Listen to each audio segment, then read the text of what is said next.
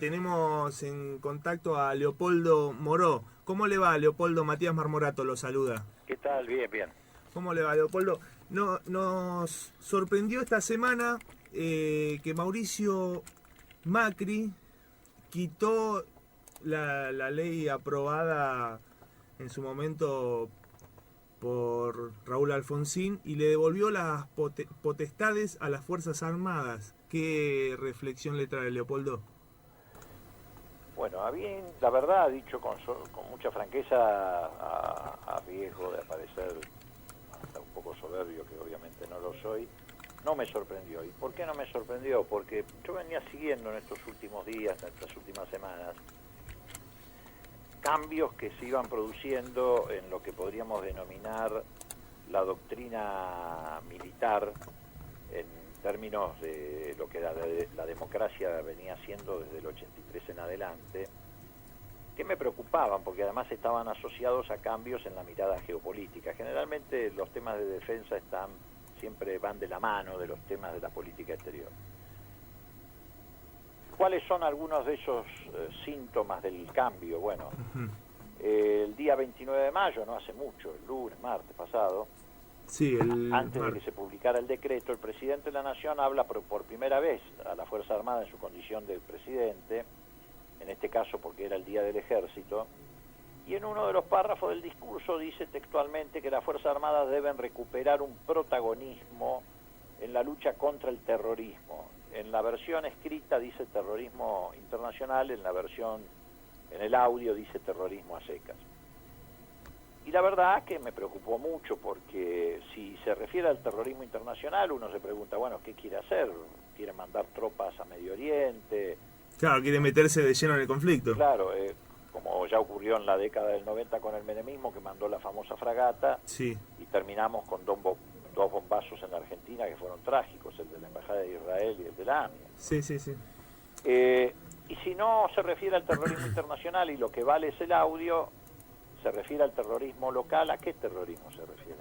¿De qué estamos hablando? ¿De dónde hay terrorismo? Aparte, en un concepto, en una actualidad sobre el terrorismo que es muy picante con el grupo ISIS, que ya hablamos más de terrorismo de un grupo de fanáticos, sería muy complicado involucrarse en esas situaciones. Sí, pero además es un conflicto ajeno a nuestra realidad. Y si habla de terrorismo en la Argentina, ¿a qué terrorismo se refiere? Digo, primero estaría violando la Ley de Defensa Nacional, que dice, una ley votada por toda la fuerza política en su momento, que las Fuerzas Armadas no pueden involucrarse en conflicto interno, pero además supongo que no estará hablando de los vecinos que salen a reclamar para que se bajen las tarifas de electricidad o de luz, o de gas. Entonces me parece que estamos en un problema. Además, el lunes y martes también de esta semana se desarrolló en Buenos Aires, cosa que casi nadie supo, a fuer de ser sincero, el único que publicó algo fue el diario Clarín, un seminario organizado por el gobierno argentino y el gobierno de Israel, con participación del ministro o la ministra de Seguridad y sus pares de Israel, donde además vinieron 16 empresas israelíes a vender armamento y sobre todo tecnología de inteligencia. Pero lo grave es que en uno de los paneles habla un militar, un general israelí, para explicar cómo se combate el terrorismo en Israel. Entonces acá vuelve la segunda pregunta, ¿qué tiene que ver eso con nosotros? Digo, la mirada que tiene Israel sobre el terrorismo no es la misma mirada que puede tener el Estado argentino, todo lo contrario, y además está muy lejos de la realidad local y regional. En ese contexto aparece el decreto, que deshace la obra que inició Alfonsín en los primeros días de la democracia, porque el decreto que viene a modificar Macri es de Alfonsín de enero del 84, apenas 30 días después de que había asumido. Leopoldo, ¿esto le significa, a usted que es un alfonsinista de los más puros que tenemos, le significa una falta de respeto hacia la imagen de Raúl Alfonsín? No, más que una falta de respeto, me despierta una gran preocupación, porque en realidad lo que hace Macri, derogando buena parte de las normas del decreto de Alfonsín, es retrotraer a las Fuerzas Armadas al modelo organizacional que tenían el 24 de marzo del 76, como si en el medio no hubieran pasado 33 años de democracia. es típico de los gobiernos conservadores. Los gobiernos conservadores siempre te devuelven al pasado, nunca te llevan al futuro. Pero en este caso es grave porque, para explicar un poco de qué se trata en términos prácticos, cuando Alfonsín asume, decide hacer un gran esfuerzo para imponerle a lo que era en ese momento la corporación militar, que era tan gigantesca que hasta organizó un Estado para matar, el control del poder civil. Para eso dicta varias medidas, no una sola, no solo el decreto. Modifica el Código de Justicia Militar. Antes los militares no podían ser juzgados por tribunales civiles, ni siquiera cuando cometían delitos comunes, un femicidio, etcétera. Y además dicta este decreto, que le permite al ministro de Defensa meterse, inmiscuirse en todas las decisiones estratégicas de las Fuerzas Armadas, y clave. Macri deroga esas normas. Por ejemplo, a partir de ahora le devuelve, porque eso es lo que está haciendo, a las fuerzas militares, a los comandantes en jefe, la facultad de designar los docentes en los institutos militares. Esto es muy grave, porque en el pasado esos docentes, cuando los designaban los propios comandantes en jefe, terminaban siendo nazis, fascistas, católicos ultramontanos que iban y explicaban que la tortura se justificaba cuando se trataba de defender el mundo occidental y cristiano y cosas de ese tipo. Sí. Es decir, los chicos que ingresan a las escuelas militares de 17, 18 años, es muy importante que tengan una formación democrática y no una formación autoritaria, porque después, con el poder que les otorga la nación dándole las armas, no es lo mismo un oficial con formación democrática que un oficial con formación autoritaria. No, es una deformación de la cultura terrible lo que implicaría esto. Exactamente. Y después, bueno, otra cosa, le devuelve la facultad a los jefes militares de designar agentes civiles. Alguien podrá pensar, bueno, está bien, porque eso, por ejemplo, un informático, un odontólogo, sí, pero además también pueden designar agentes civiles de inteligencia. Otra facultad que le devuelve es reincorporar vía la figura de asesor a militares en situación de retiro.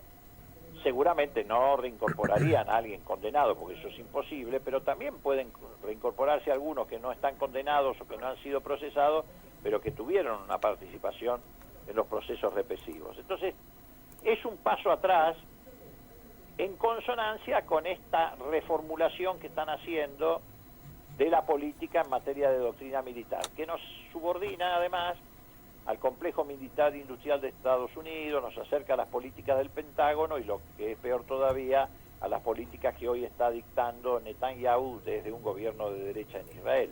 Claro, o sea, ahora Estados Unidos está por instalar una base acá en el país, que no es casualidad. Sí, eso yo no tengo todavía mucha información precisa, no sé si están así. Siempre estos poderes fácticos han rondado en Argentina y en la región con la idea de instalar algún tipo de base. Se mantienen el cuento de la triple frontera, donde todo el mundo cree que hay musulmanes que andan en camello, con la cara tapada, ametralladora, palmeras, ¿no? Es un cuento que además sirvió para que también los servicios argentinos gastaran mucha plata justificando operaciones. Es un peligro que no existe. Exacto. Entonces ahora hablan de instalar una base ahí, pero bueno, yo lo que creo es que hay que estar muy atento, aunque comprendo, reitero, que la gente hoy está preocupada por otras cosas, por el aumento descomunal de las tarifas, por la inflación, por la posibilidad de perder el trabajo, por la posibilidad de que se cierren pequeñas y medianas empresas industriales y comerciales. Pero este tema hay que ponerlo en agenda, porque me parece que lo que está sucediendo en toda América Latina, y eso nos incluye, sí, es la pelea por los recursos naturales. Esta vez no vienen por las empresas del sector público. Esta vez vienen por el acuífero guaraní, que compartimos con Brasil, Uruguay y Paraguay, que es una de las reservas de agua dulce más grandes del mundo. Vienen por las minas de litio, que es el combustible del presente y del futuro, que están en el norte de Argentina, sur de Bolivia, norte de Chile. Vienen por el presal, es decir, la plataforma submarina de Brasil. Eso es lo que explica el golpe de Estado blando que se produjo en Brasil. En Brasil. Y vienen por Vaca Muerta. Estamos en un tema muy complicado. No de casualidad decíamos que Argentina era un país rico, ¿no? Bueno, cuanto más rico, más riesgoso. Más riesgoso. Más peligroso. Leopoldo mencionaba lo que era el aumento de tarifas, pero creo que ya está de más preguntarle qué opinión le trae esto y la desinformación que hablábamos nosotros en un primera parte del programa, que tienen en el centro de Cambiemos, con ministros que contradicen Aranguren, se tiran atrás con las tarifas. ¿Por qué pasa esto? ¿Por qué se contradicen tanto? Bueno, a ver, acá lo que hubo fue un intento de saqueo, de meterle la mano a la gente de bolsillo y llevarse todo lo que pudiera. Esto está a la vista porque resulta que ahora, frente a la presión popular, las demandas, las cautelares, las movilizaciones como en Mar del Plata, Tandil, Bariloche, etcétera, se sientan y como si fuera que en un negocio de 11 te pones a regatear y de 1.800 la bajaron, por ejemplo, en el caso de las pymes, a 500. O sea, eso es decir, bueno, o estos tipos son unos irresponsables absolutos o te querían robar. No hay otra conclusión posible. O no están en condiciones de darle gobernabilidad a la Argentina porque están poniendo en riesgo con estos aumentos tarifarios la producción y las fuentes de empleo, o te querían afanar, digamos, para decirlo en términos muy criollos. Por eso fue muy importante la movilización popular, y en muchos casos encabezada por las autoridades. Vinieron casi todos los gobernadores a reclamar, todos, menos una. La única que no reclamó, la única que no vino a las reuniones de gobernadores fue la gobernadora Vidal.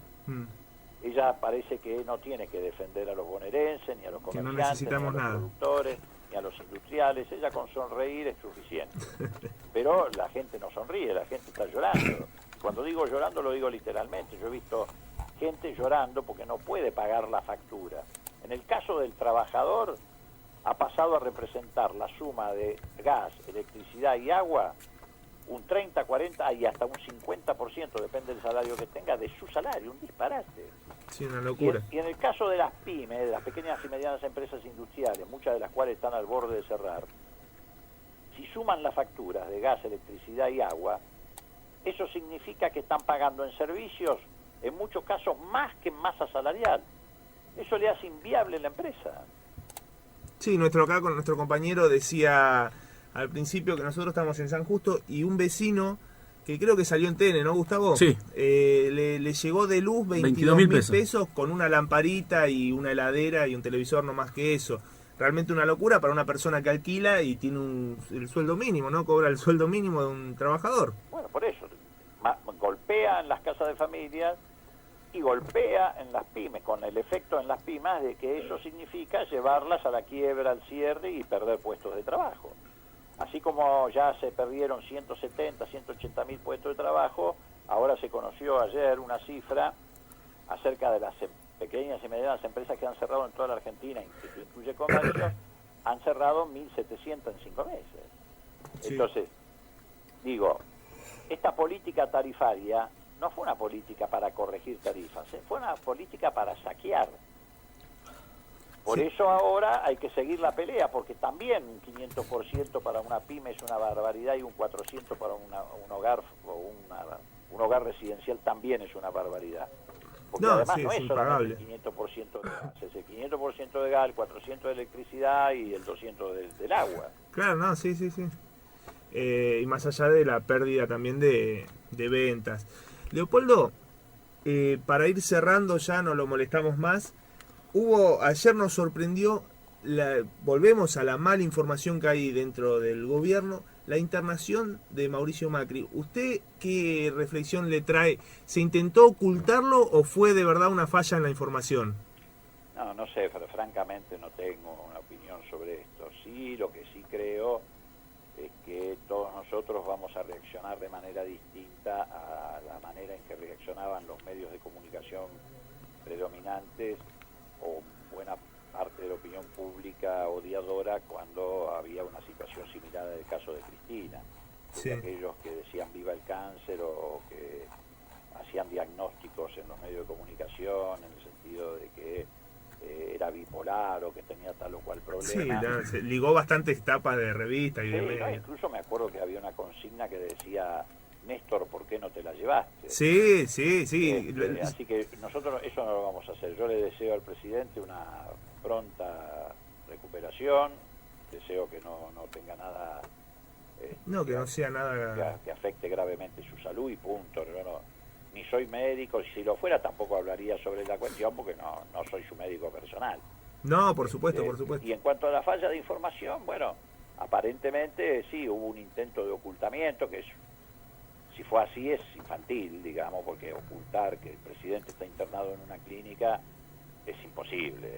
Digo, no pasa desapercibido para nadie, claro, para el personal médico, ni para el personal auxiliar, ni para el que maneja la ambulancia, ni para los pacientes que están dando vuelta y sus familiares. Así que si fue un intento de ocultamiento, bueno, fue infantil, pero bueno, lo que importa es la salud del presidente, ojalá se restablezca lo antes posible. Leopoldo, le agradecemos enormemente la comunicación. Leopoldo, que tiene un programa de 9 a 11 en AM750, al cual denominan El Puente, ¿no, Leopoldo? Así es, les agradezco que hayan pasado el chivo, no nos viene mal. Bueno, Leopoldo Moró hablaba con nosotros, gracias por la comunicación. Pasaba Leopoldo Moró por AM660 Radio Amplitud.